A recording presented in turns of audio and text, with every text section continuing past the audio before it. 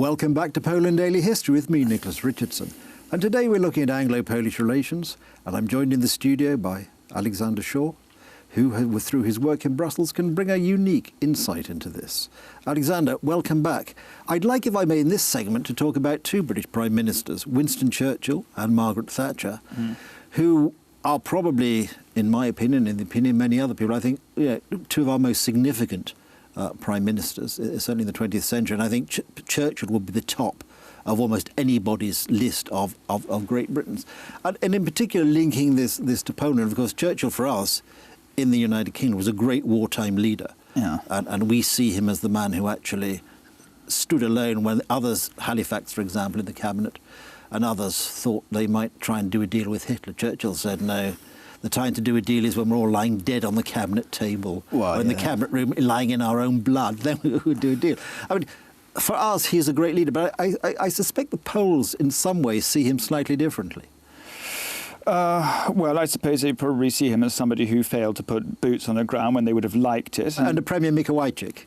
Under Premier Mikołajczyk, yeah. Well, they probably don't have anything particularly nice to say to him because I suspect he's too friendly with Stalin. Well, I mean, you know, Poland was a grim alcoholic leader and leading at a very grim time. So I suppose it's a desperate times call for desperate measures sort of leader. I don't know who else could have brought us through. I don't think it would have been a time for a more civilized person like I don't know, probably Neville Chamberlain or Clement Attlee to have led. No, I think war. You need a particularly strong leader to take you through war. And I think Churchill's speeches were, of course, very inspirational. Yeah. Because in this part of the world, if you walk around Warsaw, quite interestingly, there are quite a lot of monuments and roads named after Frenchmen or Americans. And of course, Churchill is completely ignored because he is seen as the man who betrayed Poland at Yalta. Yeah. And of course the reality is Yalta was irrelevant because it was too late. Because from Stalin's point of view, where the Red Army was when the final whistle went, so to speak, was where the Red Army was going to stay. And you can look at Churchill and his whole soft underbelly coming up through Yugoslavia as an attempt to get Allied troops as far east as possible at the end of the war. And I think this is subtlety is just lost. Well, of course. I mean, you know, you had to be mercenary in your own interests in wartime, don't you? And I don't imagine that any responsible wartime leader would have put another national interest first. I think the only way that you would have sprung Poland from the trap would have been to declare war on Russia, on the Soviet Union, which nobody was in. That certainly the Americans didn't want to do that. Yeah, they thought before Hiroshima they would need Stalin's support to beat the Japanese. So Poland, unfortunately, was a victim of circumstances. And of course, also I think Roosevelt thought he knew Stalin better than Churchill, so created this division, made fun of Churchill in front of Stalin. And of course, Stalin, being a much more Machiavellian character, saw this division.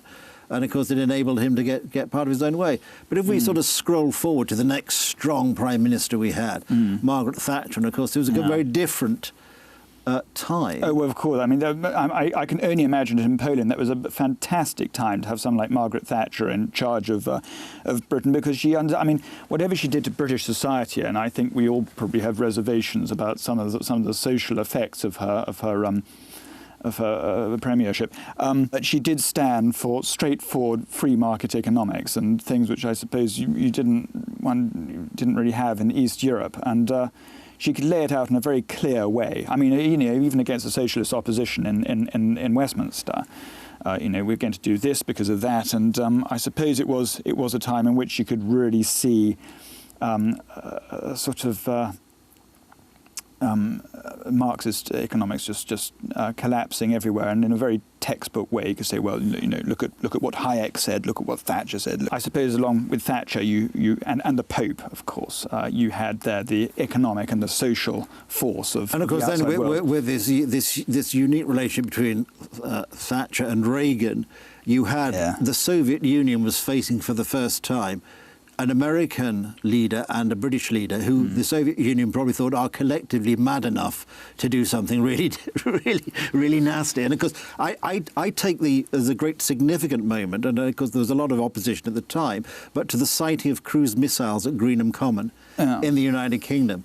So you then had this latest missile technology, something which the Soviet Union didn't have, pointed at them from within range. I know that Well, absolutely. And I suppose within the Soviet Union as well, you had the phenomenon of people with televisions who could tune into Baywatch in Siberia and that sort of thing. So it must have been a time, and also here in Poland, when people could really see the failure of their own governments to provide what they sort of would have hoped for.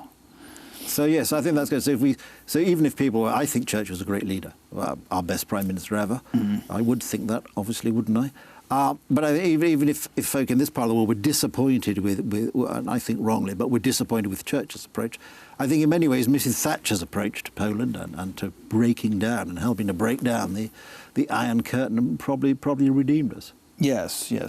Absolutely. And that, I think, is a very positive note on which to end. So, Alexander, thank you for joining us. This has been fascinating stuff. Thank you. Look forward to seeing you again at some stage.